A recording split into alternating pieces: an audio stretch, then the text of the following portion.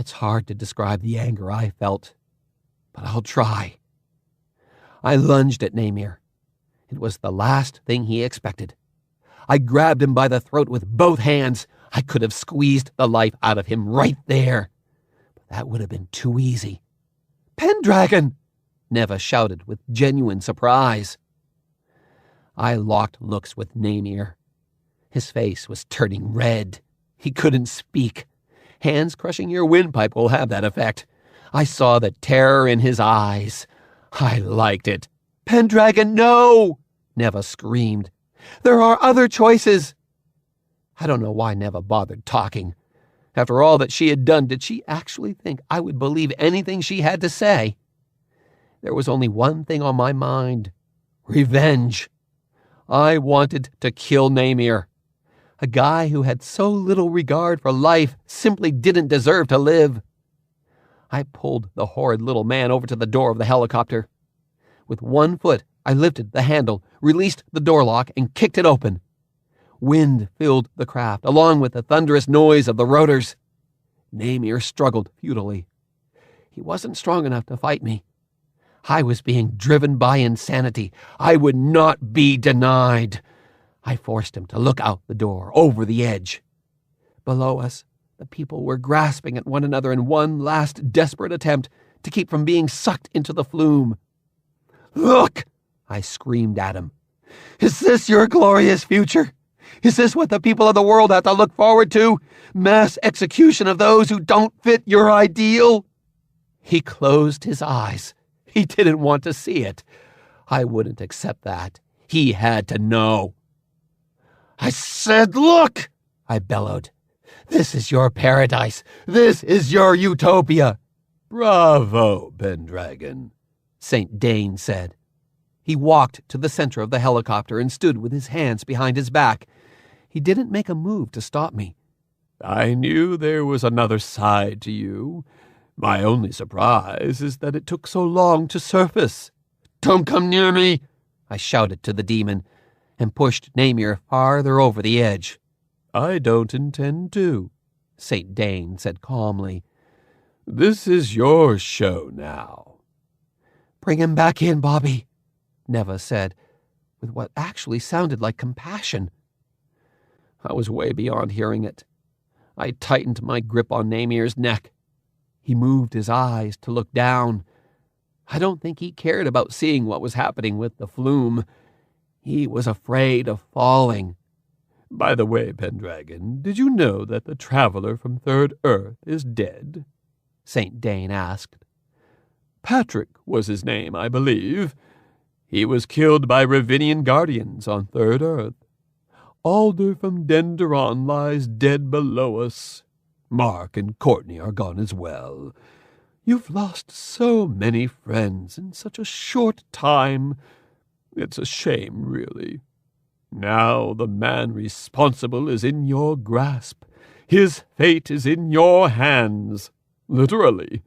Will he live to rule Earth, or pay for their lives with his own? The decision is all yours."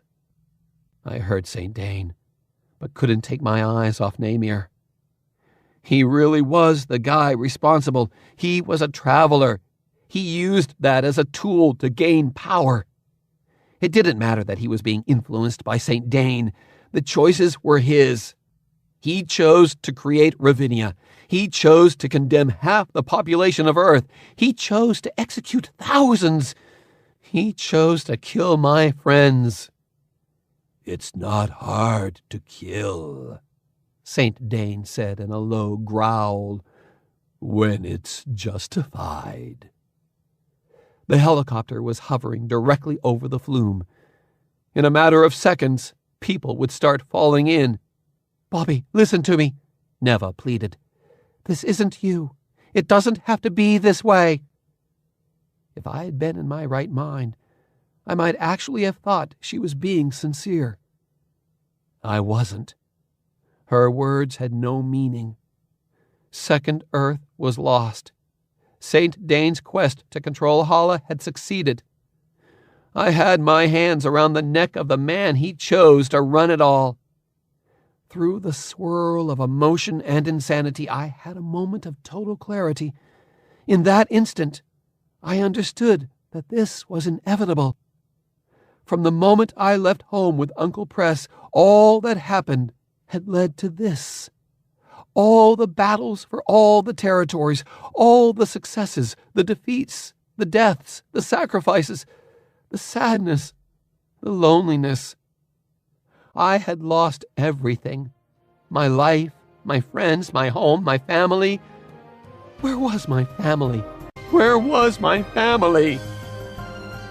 All of that had been prelude. It had come down to this. "Don't do it," Neva begged. "She's right," Saint Dane added. "Don't do it. Show the same weakness that caused you to hide on Ibarra. That is why you failed, Pendragon. You don't have the strength to lead."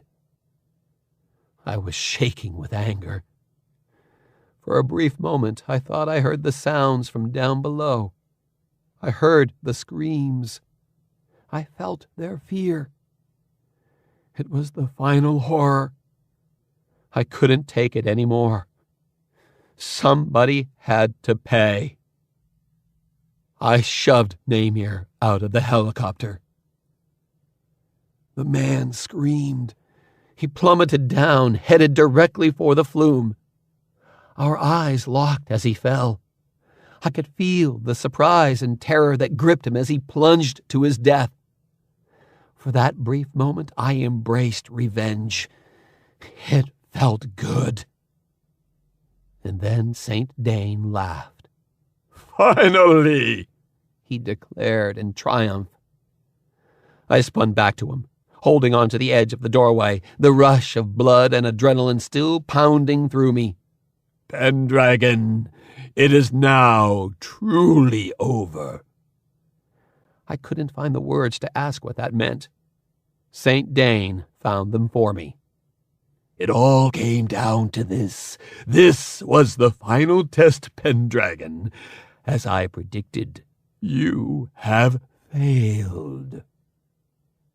Those words will haunt me forever.